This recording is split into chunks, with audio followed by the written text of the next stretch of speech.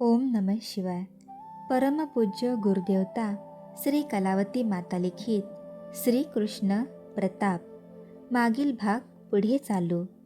6वे तुळशीदळ. सत्राजित राजाने बरीच वर्षे सूर्यनारायणाची आराधना केली. तेव्हा सूर्यनारायणाने प्रसन्न होऊन त्यास प्रसाद म्हणून एक शमंतक नावाचा मणी दिला आणि याची नित्यपूजा करीत जा, हा तुला रोज 5 तोळे सोने देईल असे सांगितले व सूर्यनारायण अदृश्य झाला. तेव्हापासून तो मणी सत्राजित कंठात घालीत असे. एके दिवशी तो द्वारकेला श्रीकृष्णाच्या सभेत गेला. इतक्यात अरे माय बापा दीनदयाळा, परमकृपाळा भक्त स्नेहाळा, तव भजनाचा मज लागला चाळा. तुझ विनक्षण मज युगसम वाटे, काय सांगो देवा काळीज फाटे. तुझ विन घ्राण न घेई पवन, तुझ विन रूप न पाहती नयन. तुझ विन जिव्हा न करी रस स्वादन, तुझ विन श्रवण न ऐकती वचन. तुझ विन त्वचा न पांघुरे वसन, बुद्धी प्रेरक तुझ विन न आन. कलिमल दहना पुंडरिक वरदा, रक्षा या दक्ष आपुल्या बिरिदा. याप्रमाणे हरिगुणगान गात गात नारद मुनींची स्वारी तेथे आली. बोलता बोलता नारद मुनी सत्राजिताला उद्देशून, तुझ्या कंठातील मणी इतका तेजस्वी आहे की तेने करून सर्वांचे डोळे दिपून गेले. असाच मणी कृष्णाच्या गळ्यात पण असावा असे मला वाटते असे म्हणाले. हे ऐकताच सत्राजित संतापून म्हणाला, मुने हे काय म्हणता तुम्ही? कृष्ण हा गोरस चोरणारा, गुरे राखणारा महाकपटी, अशाला असला अमोलिक शमंतक मणी घालणे शोभेल तरी काय? इतके बोलून तो चटकन सभेतून उठला व चालता झाला. घरी गेल्याबरोबर तो मणी त्याने देव्हाऱ्यात पूजेला ठेवून दिला. काही दिवसानंतर सत्राजिताचा धाकटा भाऊ प्रसेन हा शिकारीला निघाला. जातेवेळी तो मणी त्याने कंठात घातला. वाटेवर एका सिंहाने प्रसेनास ठार केले आणि तो मणी आपण घेऊन गेला. पुढे त्या सिंहाला जांबुवंताने मारिले आणि तो मणी घेऊन जाऊन त्याने आपल्या कन्येच्या म्हणजे जांबुवंतीच्या पाळण्यावर बांधला. हा जांबुवंत म्हणजे रामावतारातला होय. रावणाला मारून अयोध्येला परत आल्यावर एके दिवशी श्रीराम सभेत बसला असता जांबुवंत म्हणाला, प्रभुवर्य, तुम्ही रावण कुंभकर्णाचा वध केला आणि आम्ही इतर राक्षसांस ठार केले, परंतु मल्लयुद्ध खेळण्याची माझी जी इच्छा होती ती मात्र अजून अपुरीच राहून गेली. तेव्हा राम म्हणाला, तुझ्याशी मल्लयुद्ध करून टिकून राहणारा माझ्या वाचून दुसरा कोणी नाही. तेव्हा तुझी इच्छा पुरी करण्यासाठी पुढे कृष्णावतारात मीच तुला संधी देईन. तोवर तू पाताळातील एका गुहेत स्वस्थ राहा. त्यावर श्री रामाने 11,000 वर्षे राज्य करून अवतार संपविला. मागे दिलेले वचन पूर्ण करण्यासाठी परमेश्वराला या अवतारात ही संधी जुळवून आणावी लागली. दुसऱ्या दिवशी सत्राजित देवपूजेला बसला तेव्हा त्याला शमंतक मणी दिसला नाही. त्यावरून आपल्या मण्यावर कृष्णाची नजर होती. तेव्हा त्यानेच मणी चोरून नेला असावा असा त्याने अंदाज बांधिला. ही बातमी हा हा म्हणताच सारी द्वारकाभर पसरली. जेव्हा कृष्णाच्या कानावर ती गोष्ट आली तेव्हा तो म्हणाला, यादव हो, हा जो आपल्या कुळाला कलंक लागला आहे तो सत्वर धुवून काढला पाहिजे. यापुढे क्षणाचाही विलंब न लावता तुम्ही सर्व माझ्याबरोबर चला.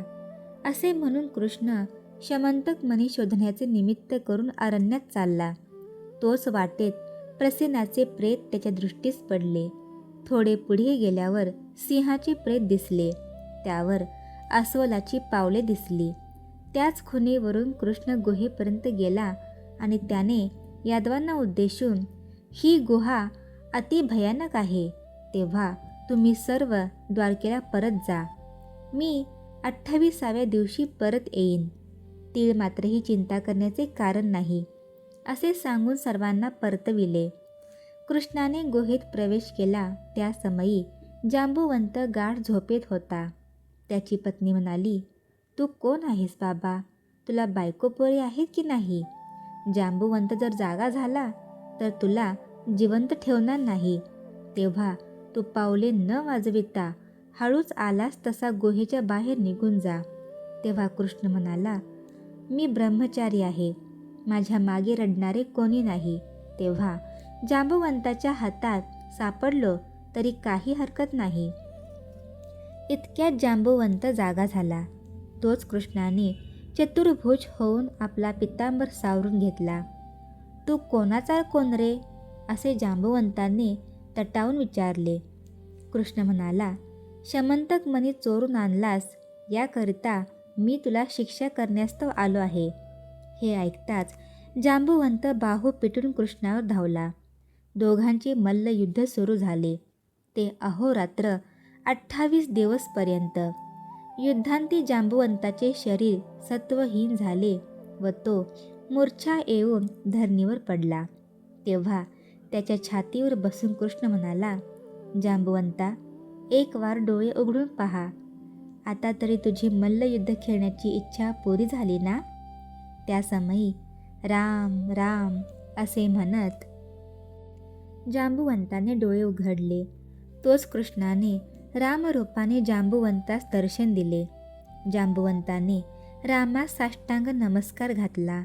राम म्हणाला, जांबुवंता, सध्या मी कृष्णरूपाने द्वारकेत राहत आहे. तेव्हा तुझी आठवण म्हणून तू मला शमंतक मणी दे, म्हणजे मी चलतो. इतके बोलून कृष्णाने आपले रूप प्रगट केले. त्यावर जांबुवंताने कृष्णाला आसनावर बसून फळे अर्पण केली आणि हात जोडून, कृष्णा, माझी कन्या जांबुवंती, हिचे तुझ्याशी लग्न लावून मी तो मणी आंदण द्यावा म्हणतो. तेव्हा ही माझी इच्छा तू पूर्ण केली पाहिजे, अशी त्याने प्रार्थना केली. कृष्णाने होकार देताच एकदम तेथे अस्वलांचा समूह जमला आणि श्रीकृष्णाशी जांबुवंतीचे लग्न लावण्यात आले. तोच तेथे नारद मुनींची स्वारी आली. कृष्णाने त्यांना आपल्याजवळ बसून घेतले. जांबुवंतीस पाहून नारद म्हणाले, कृष्णा, रुक्मिणीपेक्षा ही फारच देखणी दिसते. हिच्याशी लग्न लावलेस हे मला फार फार आवडले. तेव्हा नारदांच्या पाठीवरून हात फिरून कृष्ण म्हणाला, नारदा, मी तुझीच वाट पाहत होतो. लग्न मंडपात काहीतरी करमणुकीचे साधन म्हणून पाहिजे. तेव्हा थोडे गायन कर पाहू, म्हणजे सर्वांची तृप्ती होईल. नारद म्हणाले, कृष्णा, कोणापुढे गायन कर म्हणतोस? अस्वलांच्या मेळ्यापुढे? त्यावर नारदांचा हा अभिमान घालविण्याकरता कृष्णाने जांबुवंतीला एक गाणे म्हणावयास सांगितले आणि नारदांकडे वळून, जरा तिला तुझी वीणा दे पाहू, असे म्हणाला. तेव्हा नारद म्हणाले, तिला वीणेची माहिती नाही, तेव्हा तिच्या तारा तुटतील. कृष्ण म्हणाला, नारदा, जांबुवंतीला थोडे बहुत गायनाचे ज्ञान आहे, करिता तू वीणेबद्दल तीळ मात्रही काळजी करू नकोस. त्यावर कृष्णाच्या आग्रहास्तव नारदांनी जड मनाने जांबुवंतीला वीणा दिली. त्यानंतर कृष्णाच्या आज्ञेवरून जांबुवंतीने गाणे सुरू केले. हे कमलजीवना कमललोचना, तारी आता देवा, कमलावरा तुझ वाचुनी कष्टी, कमलाधीशा तुझ पाहता पुष्टी, कमला करा तू पाहुनी दृष्टी, तोषवी झनी ताता देवा, कमला कांता नाम दे ओष्टी, कमला नाथा करी कृपावृष्टी, कमलाक्षा मज करी संतुष्टी, तुझ विन न त्राता देवा, कमल प्रियतमा वारी भव भया, कमलापते मज देई अभया, कमला रमना रुक्मिणी प्रिया, ठेवीन पदी माथा देवा. तेव्हा हरिप्रेमाने भरलेले ते गाणे ऐकून नारद डोलू लागले. गाणे पुरे करण्याबद्दल कृष्णाने खून करताच जांबुवंतीने वीणा खाली ठेवली. त्यानंतर नारद विणा उचलण्यास गेले, पण ती जागेवरून हलेच ना. तेव्हा कृष्णा, आता माझी विणा मला कशी मिळणार, असा त्यांनी प्रश्न केला. कृष्ण म्हणाला, जांबुवंतीचे गाणे ऐकून दगडाने तोंड उघडले. गाणे संपताच तिच्याकडून त्या ठिकाणी विणा ठेवली गेली. लगेच दगडाचे तोंड मिटले गेल्यामुळे विणा अडकून राहिली. करिता नारदा, तू एक गाणे म्हण, म्हणजे दगडाचे तोंड उघडेल, तेव्हा विणा काढून घेता येईल. त्यावर नारदांनी गाणे म्हटले, परंतु दगडावर काहीच परिणाम झाला नाही. त्यानंतर कृष्णाटने वरून पुन्हा जांबुवंतीने गाणे म्हटले. त्या समयी दगडांनी पूर्ववत तोंड उघडले आणि कृष्णाच्या खुणेवरून नारदांनी आपली विणा काढून घेतली. एकूण कृष्णाने अशा प्रकारे नारदांच्या गर्वाचे हरण केले. इतक्यात जांबुवंती एकाएकी अत्यंत रूपवती दिसू लागली. ते पाहून नारद विस्मित झाले.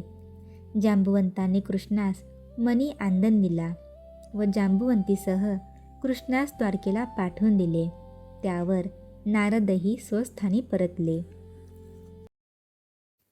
श्री सद्गुरुनाथ महाराज की जय.